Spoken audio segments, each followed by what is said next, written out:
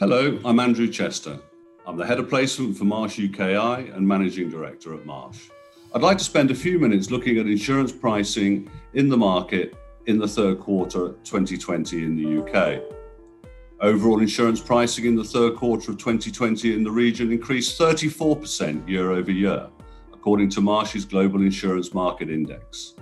Global prices rose 20% in the same period. It is important to note that reported pricing changes are averages.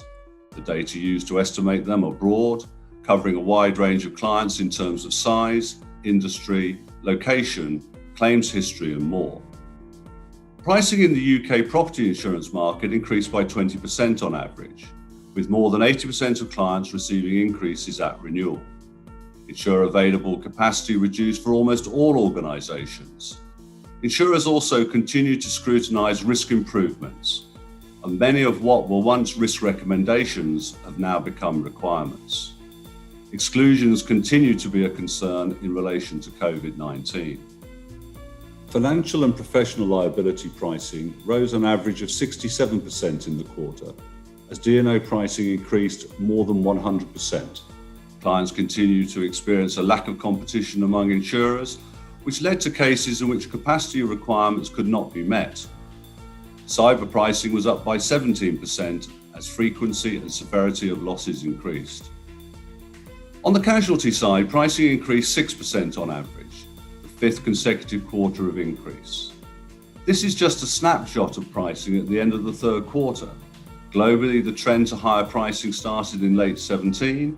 It followed a series of events, including natural catastrophe events in North America and Asia, that adversely affected insurers' financial performance. Since then, the rate and breadth of pricing changes across the geographies and products has increased.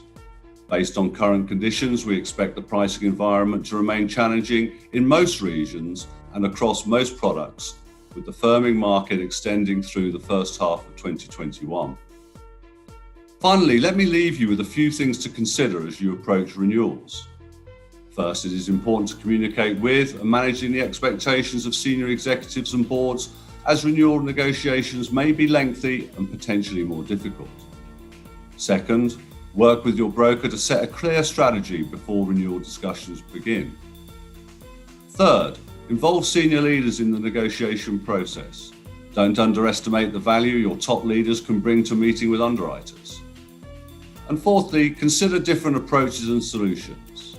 This involves everything from alternative program structures to forming a captive insurer and more. Finally, keep in touch with your Marsh representative for help as you strategize ahead of upcoming renewals. Thank you.